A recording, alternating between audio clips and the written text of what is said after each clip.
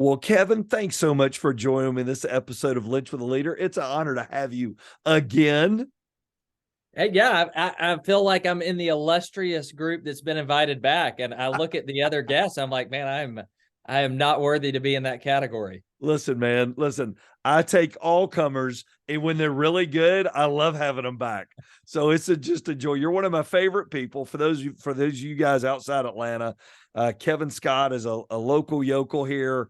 We get to be together quite a bit at some different events, and truly one of my favorite leaders. And what I love about you, Kevin, is your new book, Inspired Every Day. It's more than a book to you. That's truly a passion for you. Talk to us a little bit about being inspired and what was the drive behind even creating a book like this? Yep. So I'm going to give you the true story, and I'll give you the bullet, like the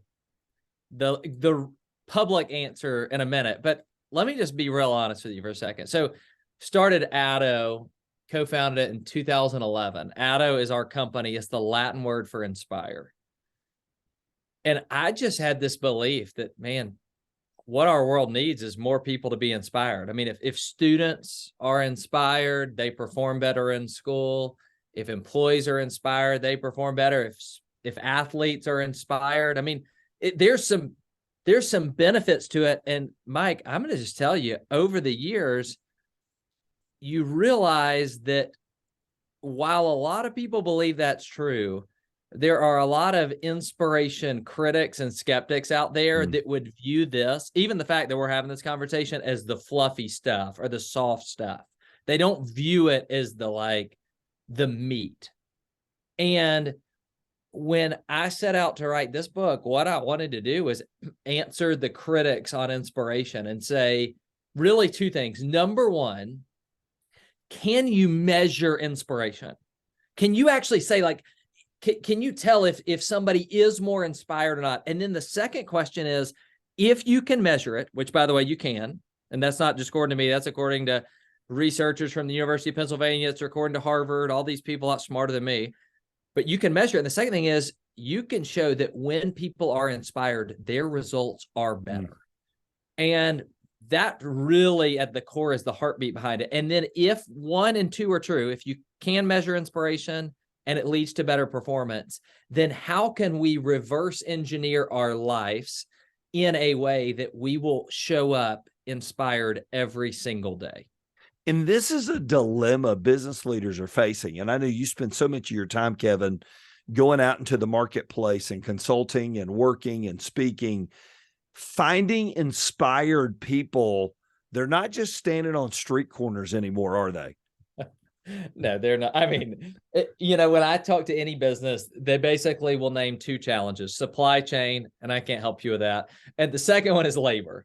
I mean, it's how do I attract the right people? How do I engage the right people? How do I retain the right people? And it is, I mean, there is an epidemic of apathy across the country. The latest Gallup study came out like a month ago, Mike, and it says that 79% of the American workforce is disengaged. 79%. So right now, people listening to this podcast, 4 in 5 are disengaged at their job. And this is the thing, we're trying to solve it in the wrong way. They're trying to solve it at corporate offices with ping pong tables and happy hours and these kind of things. And that entertainment is not inspiration. And at its core, and this is what people miss a lot, people want to be inspired. And to be inspired, there is an element of challenge that has to exist. So that's one of the things I've been most excited about my conversation with you, Mike, is you so much live at the intersection of sports and business and ministry in there too. But this is an area where the business world could learn a lot of lessons from the sports world. I mean, I just want you to think about this right now. Yeah. What they're trying to do at offices is make things easier. Now, I know you hate this as a not a University of Georgia fan, but there's a bunch of people lining up to go play for Kirby Smart or for Nick Saban. Why? their life is not going to be easier. That's right. They could go somewhere else, but for some reason, people actually, to be inspired, we want to tackle challenging things that are meaningful. And if we can create environments where that is true, man, people show up ready to give their best every day. You know, you make a statement, and I thought it was really interesting. You said getting inspired is the engine that drives us to excel. If we don't have it, will we, you know, this whole podcast is about spiritual leadership and living for God the best we can in the spaces and places he puts us.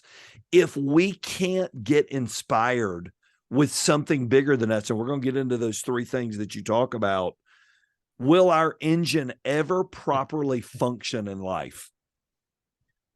Yeah, I don't believe it. Not sustained. It won't. And because if you're not truly inspired to do something, you'll quit when it gets hard. I mean, you just flat out will. But man, if you actually care, you'll try hard things, you'll be inspired by them, and you'll accomplish so much more. And we can get into this in a second. I just ask you to think about this right now. Think about the things you've done in your life that you're most proud of. Everybody who thinks of that, they were inspired to do something that was meaningful. Like, you know, we spend our lives trying to make our life easier, and nobody's inspired when your life is easier. I mean, if I ask right now, I mean, if I even ask you, you'd probably talk about staying married, about raising kids, about starting North Star, about all these things. All those things are hard. If I ask you what you did Tuesday 3 weeks ago, nobody remembers because it was just pointless. So actual inspiration, when you want to do things that are meaningful and worthwhile, man, that's what makes a life worth living. It really does. And you talked about, in this world, there's three types of people. There's broken, successful but empty, passionate and humble. Why is it easier to live in the first two than it is to be in the passionate, humble category? Well, one, probably because a lot of us struggle with humility. I know I do. One of my favorite podcasts you had is about the three chairs. Oh, yeah. And where leaders sit. Yep. That's so good. But yeah, so here's, when people aren't inspired, I think people mostly, like in their minds, they think about people in that broken category. You know, their life feels like they're not succeeding. They're not thriving. I mean, there are people right now that are listening to this, they're in that category. But there are probably far more in that second category. Yeah. They're successful on the outside. In fact, if others ask if they were inspired, people would probably perceive them to be inspired, but they just wake up every day and maybe it's because they're not living for something bigger than themselves. Maybe spiritually they're off track. I don't know what all those things are, but they are successful on the outside, but man, they're not excited to do what they do. That's why, I mean, 79% disengaged. If you're not inspired at work, you'll never be engaged at work. There's a lot of people in that second category. And that's why I think that third is like, you care about what you're doing. You're inspired to do it. But there's a level of humility to understand that while you love what you do, that you're working for something bigger than yourself. You put a quote, one of my favorite quotes: the place that God calls you is the place where your deep gladness and the world's deep hunger meet. I think you believe, Kevin, like I do, every person was created with a purpose bigger than them. Why is it so vital that they lean into that purpose that they were created for? Yeah. If you are living every day just for yourself, for your pleasure, for your power, for your prestige, for your possession, for whatever is just going to make you happy, it's ultimately empty. Like it just does, it is not ultimately fulfilling. We are designed, we are wired in a way to live for something that is bigger than ourselves, to have a purpose. And by the way, I use the term purpose in the book. Mike, you could use the term vision, you could use the term mission, you could use the term goal.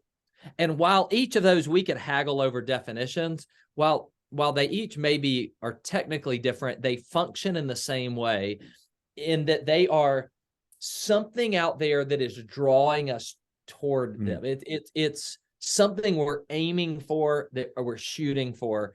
And it's when you have a purpose or a vision or a mission, I believe it helps you do three things, Mike. It helps you want to get up in the morning. What makes you want to get out of bed. It's got that passion. It helps you know where you're going, which means it gives you direction. When you have a purpose, it simplifies your decision-making process. Should I do this or that? I don't know. Does it help me get closer to my purpose or further away? It just makes things easier. And the third thing is it makes you willing to keep going. So that's the motivation, even when things get tough. While I believe there are three ingredients for inspiration, if you don't have a purpose, the other two are pointless. You've got to start with something bigger than yourself. If you were sitting down coaching a leader, Kevin, and you were sitting over breakfast or lunch and they're going, what do I need to do to begin to find this? What do I need to do? You know, I don't know what my purpose is. I'm 30 years old. I've got a job in corporate America. I don't really know, Kevin, what my purpose is. Where would you tell them to start? Yeah. A couple thoughts. First one is, I would think about what do you get excited about? What do you get mad about? Like what just ticks you off and you say, man, this shouldn't be the case. You know, what is it that there's something inside you that starts to stir? That'd be the first question. And I'm almost envisioning this Venn diagram, because you got to have that. And the second part is, what does the world need? That quote that you read a few minutes ago, where those two meet. Because I do believe, Mike, and you're in schools a lot, I'm in schools a lot, man, I think we've done kids a disservice when we've told them, well, just follow whatever you're passionate about, just do that. Okay. Mike, there's a lot of people who are passionate about being a baseball player, but they're not good enough to do it for a living. Yep. That's a great hobby. If I'm passionate about, roller skating, that doesn't mean somebody's going to pay me to do it. So you got to find where your passion intersects with a big need in the world. And that's a really good place to start for the purpose. You know, it's so funny, as I've met with so many leaders through the year, Kevin, through the years, I wonder if this is true of you. So many times our purpose is always tied to something that doesn't benefit us, but benefits other people. Why do you think that's true? Why do you think this inherent purpose that God built into us really blesses us the least and benefits others most? Man, it is. I don't know why, but I know that God created us that way. Like, that's the thing. I don't actually know the answer. I know God created us that way. There's a book that will sell a lot more copies than Inspired every day. And that's the book that Rick Warren wrote called The Purpose-Driven Life. I think it sold more than any book except the Bible. Yep. Purpose-Driven Life. So here's a book on how to have a purpose-driven life. And what are his first lines of the book? It's not about you. Yep.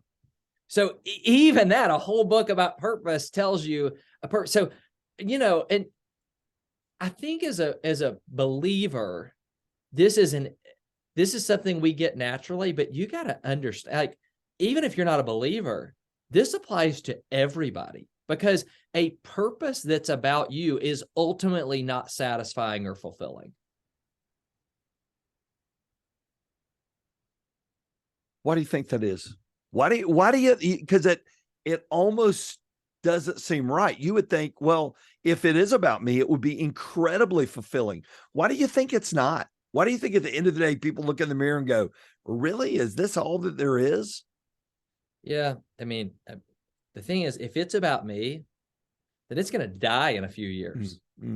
Like that's a part that, we are so often the center of our own lives. And I'm careful to use this illustration because I understand there's some challenges for certain people, reasons they don't do it. But like for me, I felt like in a lot of ways, I was the center of my life until I had children. And then I began to feel like that if I can impart things to those kids, if I can do things for my kids, it will live on beyond me.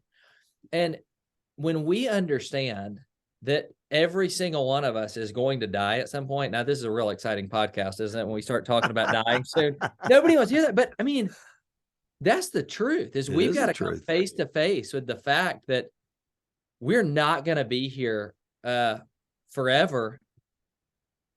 And if we want to be a part of something that is going to live beyond us, then our purpose has to live beyond us. That's good. And that's just, I mean, I think that's maybe a question that, Mike, I hadn't thought about before, but I would challenge people right now. Your question is, do you want to be a part of things that live on beyond you? And if you do, then they need to be beyond you now. That's good. You know, and I think it ties into your second thing, Kevin, talking about a problem to overcome, that there's something so big that you have to do something about it. I remember years ago, Bill Hybels called it holy discontent. We feel like we have to get involved. Why do you think inspiring leaders run to a problem, not away from it? Why do you think they're just instinctively drawn in to getting involved in that problem? Okay. Let me go back and hit one piece, and I want to get to this because this maybe will help people. When I think of these 3 indispensable ingredients, and you talk about problem, Mike, until I wrote this book, I would have never told you that one of the indispensable ingredients, like one of the things you need to be inspired, is a problem. That to me is counterintuitive. But over the last several years, I have asked thousands of leaders these 2 questions. The first question I'm asking them is this: are you inspired in what you're doing right now? And Mike, this is heartbreaking. 90% of them, more than 90% of them, say no, they're not. And the second question I'll ask them: can you think of a time in your life you have been inspired? And immediately they can all think of some, many of them, multiple moments. And so you're not inspired now, but you have been inspired at some point. What I've started to ask is, what existed at that moment that doesn't exist now? And I'd love to tell you there were 8 things or 7 things, because those make better book titles. But the truth is, what I found was there were 3 things that had to be present. That doesn't mean others weren't, but 3 things had to be present: purpose, problem, and partners. And that problem piece is the one that is the most overlooked and the most misunderstood, that when people are inspired, there is something challenging standing in their way. There's something for a sports team. It's the competition. It's the goal to be better. For a business, it's a new revenue target. It's a new ambitious plan they've set. I've actually found the companies with the best corporate cultures have been the best at identifying an enemy. Now, when I say an enemy, it doesn't mean the people down the street, but like, one of the most inspiring offices I've been to is the Ramsey Solutions office up there. Their enemy is debt. That's right. And they're like, they even use terms like, we're on a crusade. So they use terms that say, we've got some big thing out there that we are trying to defeat. By the way, this is maybe not popular for what I'm going to share with you right here, but one of the things I've always impressed me, Mike, about you and your church is your ability to reach men.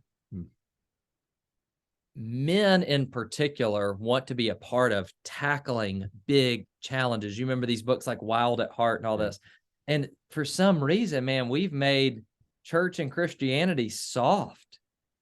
And we've made it, and people want to be a part of tackling a problem. And so to be inspired, you got to have a purpose, but you got to have something in your life that you're trying to overcome or tackle. We still tell the story. You did a great job in the chapter talking about David and Goliath. We still are drawn to that story. Why do you think that story still is told in locker rooms? It's still told on college campuses. It's still told from pulpits. It's still told parents to children. And when you're at work facing a big obstacle, why do you think we're so drawn to this story of David and Goliath? David didn't even go out that day to kill Goliath. He's just taking food to his brothers. Why do you think we're still drawn to that, Kevin?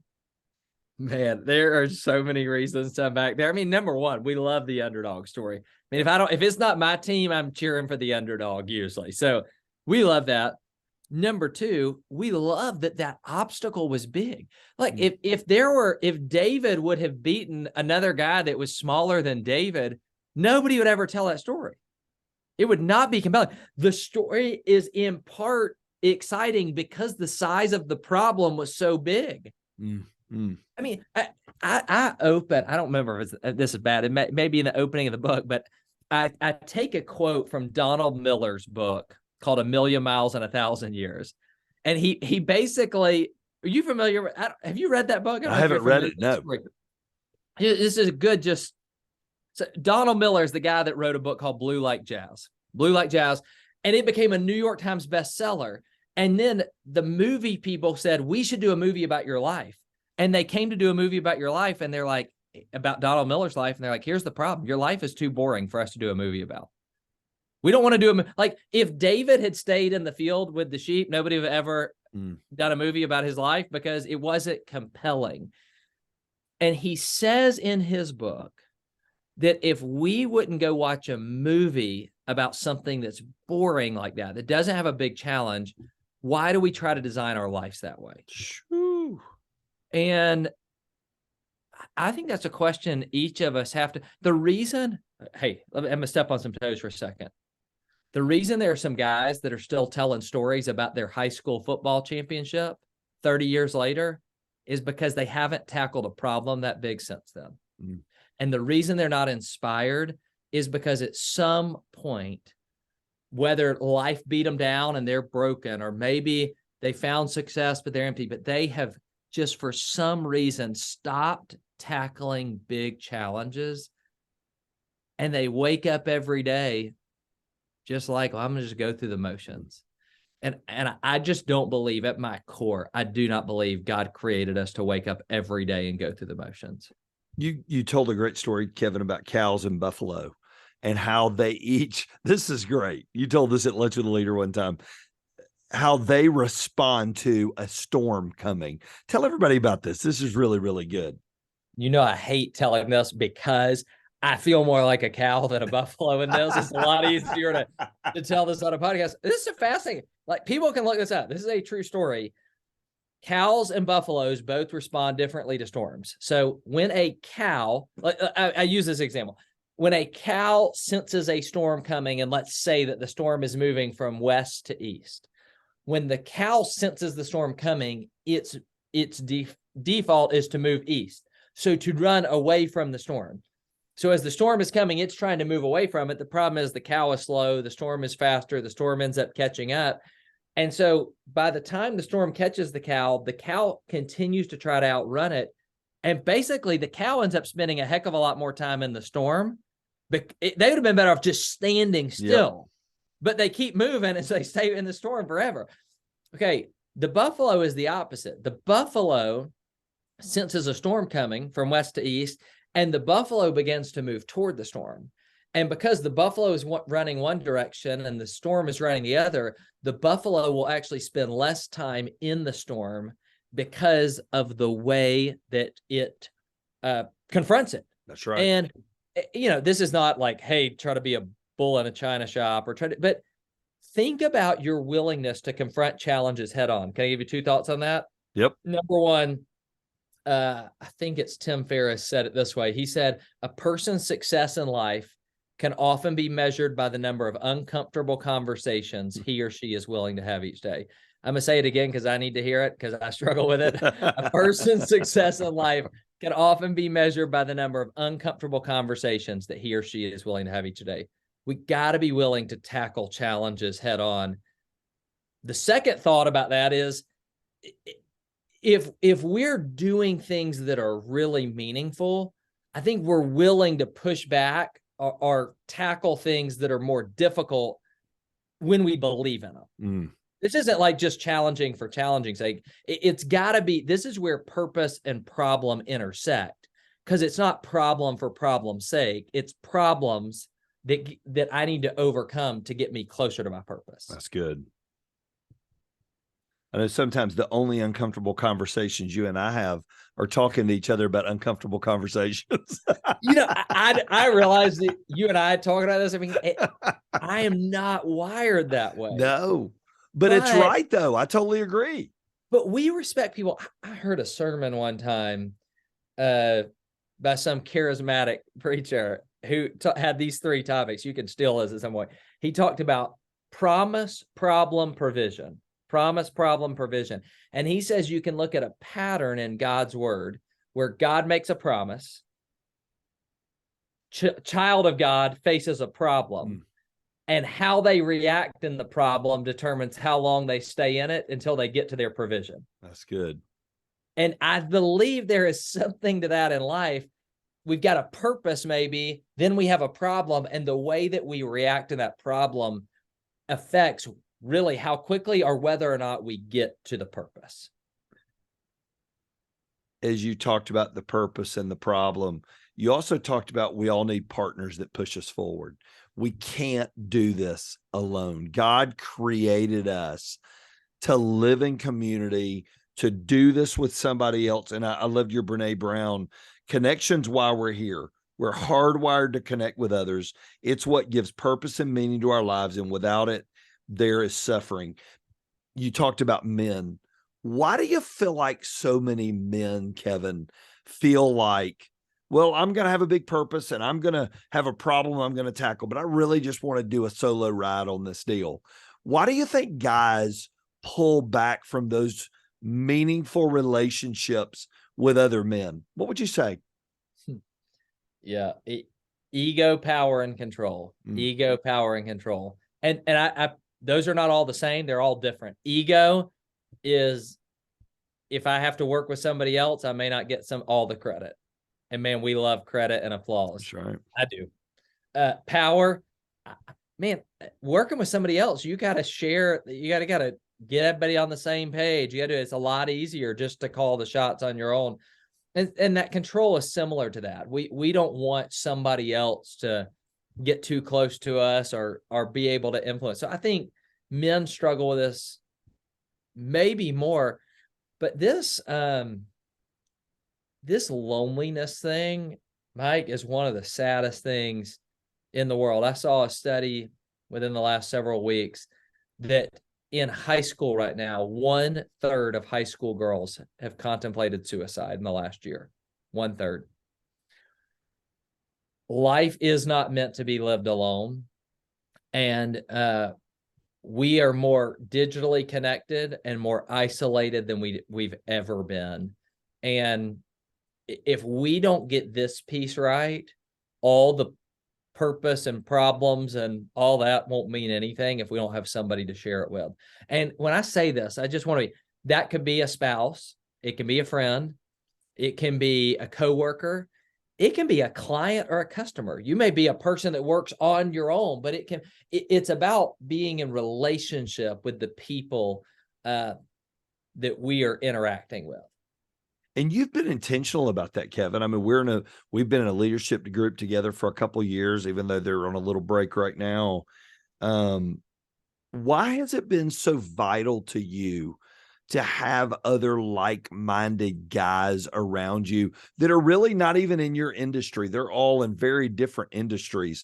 What has it done for you to be around other people who are living with a great purpose, tackling great problems?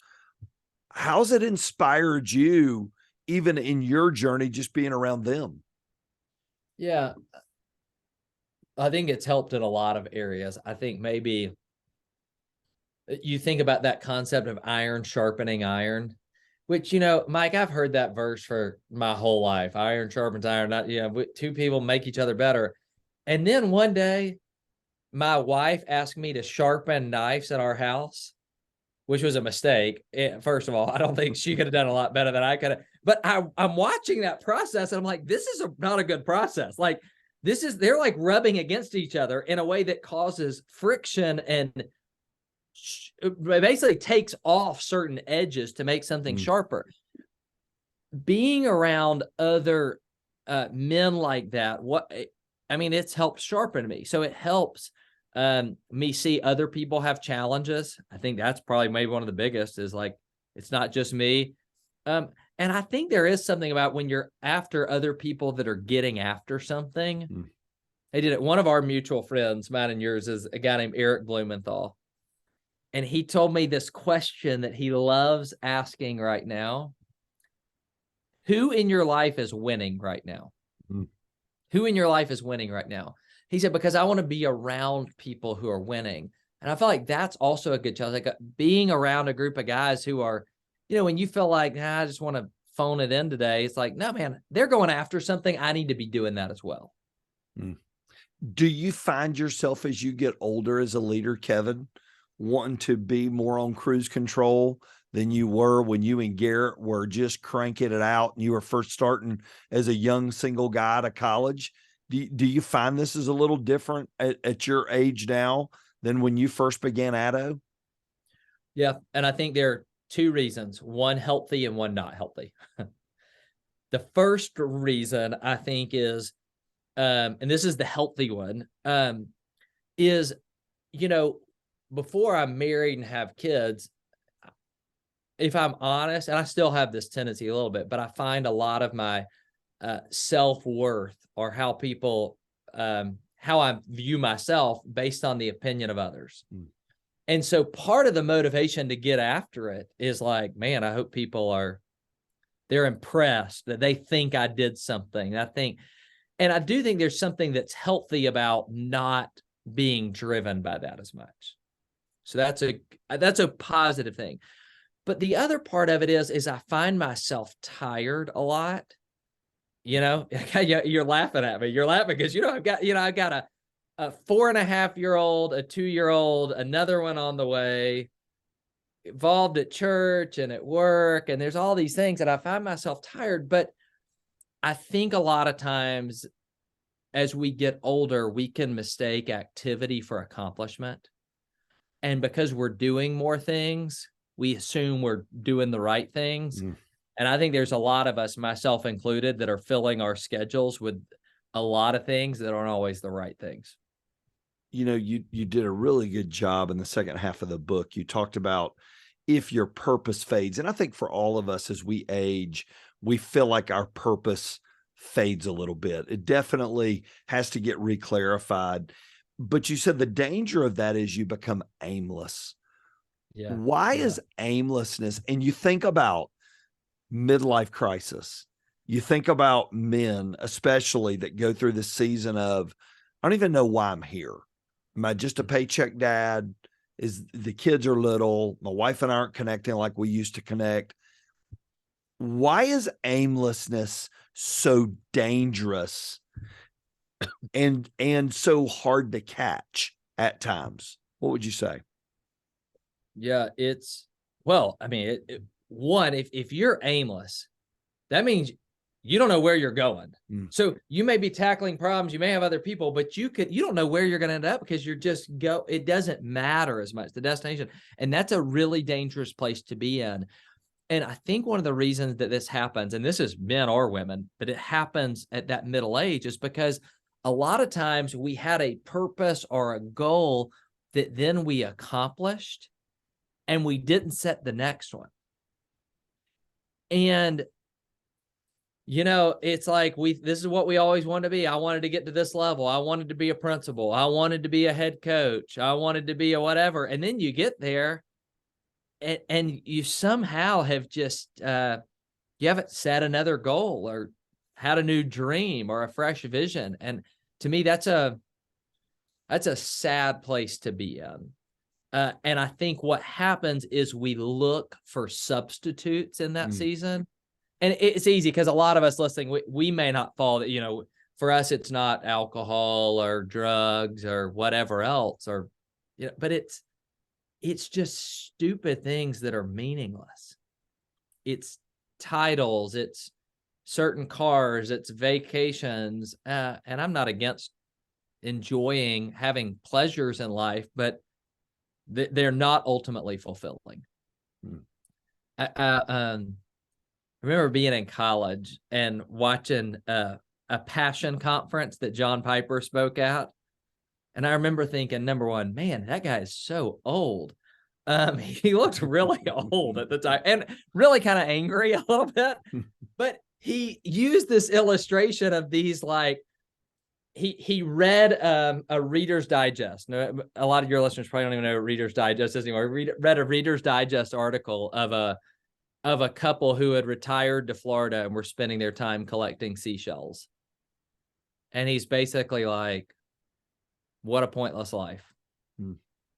Like, that sounds fun. maybe it sounds fun, but what is actually going to matter in the brevity of life, in the short time that we have? The Bible says that our life is like a vapor. And what's going to matter for eternity? And man, that's why we've got to have a purpose that's bigger than us. And if we lose it, we're in a dangerous place. And you said if the problem no longer exists, we can get apathetic. So the problem's been accomplished. You know, I remember sitting at breakfast with you and some of our guys, and Jesse told us about the book, The Second Mountain. Yeah. Or Bert. I think Bert told us about the book, The Second Mountain. Yeah. Why do you think it's so important that we have another mountain to climb, another task to achieve? Yeah. I mean, there's got to be something else that that's worth us tackling, that's worthy of our effort. If we don't continue to push ourselves, we're going to atrophy. I use this illustration in the book where I use the terms simple and complicated and easy and hard. Simple and complicated, easy, hard. Basically, should we try to make things in our life more simple or more complicated? I think everybody listening would say more simple. I mean, complicated is, many of us are frustrated when things are unnecessarily complicated. Anybody tried to file your taxes lately? Yep. I mean, how annoying is that process? Complicated is not good. But then there's this other word, easy, or juxtaposition, easy and hard. And on the surface, we say that we want things to be easy, but things that are easy are not ultimately fulfilling. I was asked a question last week. I was speaking at a conference, Mike, and I was asked a question by a leader. How do you differentiate? Because I intuitively get those, but simple and complicated or easy, hard. How do you make things both simple and hard? And this was a light bulb moment for me, something that really became clear. Simple and complicated is about systems. Easy and hard is about effort. Simple and complicated. So let's go football for a second. Simple and complicated is we need a scheme that is simple enough for our team to be able to run. If it's so complicated, it fools the defense, but our offensive players can't remember it. That doesn't work. That's right. So simple is about the system. Hard is about the effort that's required. And I said this, and I believe this to be true, that great leaders, not only for themselves, but for their teams, great leaders simplify systems to amplify effort. They simplify systems to amplify effort. We create a system that's easy enough for people to, or it's simple enough for them to understand, but it still requires work for them to thrive in. That's fantastic. And I totally agree with that. And I think the better the system, the more it allows us to be that person that God created us to be. Because we've got, and whether it's a calendaring system or a time management system or whatever it is. And then you said, if our partner vanishes, and this is why it's so important to have all three, we can feel like we're really alone. Yeah. What are some things you're putting in place in your life, Kevin, to make sure you don't end up in the alone category? What would you say? Yeah, number one is, you mentioned the group, like having a group like the one that we're in together. I'm thankful for you for starting, and you've done a bunch of those. Just having that community is one. Number two, being plugged into a church. Let me give a Mike Linch quote. I will never forget this. This is probably 7 years ago. You've told it to me for the first time, and I bet you've said it to me 10 times since then. You told me to find a place to serve where I am just Kevin. And what you mean by that, it's like, there are certain places I go serve and I'm Kevin, the author. So Kevin, will you teach us this? Or I'm Kevin, the business leader. So Kevin, you this, but where I can just, where I am, my value that I bring is just that I'm there, not in some special expertise or anything. So I think finding those areas. And number 3, I think just, not reading my own press clippings, which there's not a ton of those press clippings these days. So that's good. I don't have a lot to read, but I want to have people around me who love me enough to call me out on my junk and tell me, man, Kevin, you're too big for your britches there, man. You're not that great. As you think about your life, Kevin, you've got George and Amelia, you got another one on the way. When they're adults one day, what do you hope they will say about how you inspired them as your children? It's great for Kevin to go hit conferences and lecture halls and business offices. But what do you want your kids to say about what you did for them as a dad to help them go chase the dreams that God has for their lives? Wow. Oh, I think of a couple things. One, I want them to say that I was the same. What I wrote about in the book, I lived in my life. That there was an integrity of what I said and what I did. That I think is probably the most important. But I'm going to tell you that problem piece is the part that I worry most about with my kids. So I've heard it said this way that, and by the way, we are by no means wealthy, but I grew up, I'm telling you, I was the first person in my family to go to college, just very middle class. I had some problems that I had to tackle growing up. And I think there are times where sometimes we can get in a position where we make life too easy for our kids. Somebody has used this term, the affliction of affluence.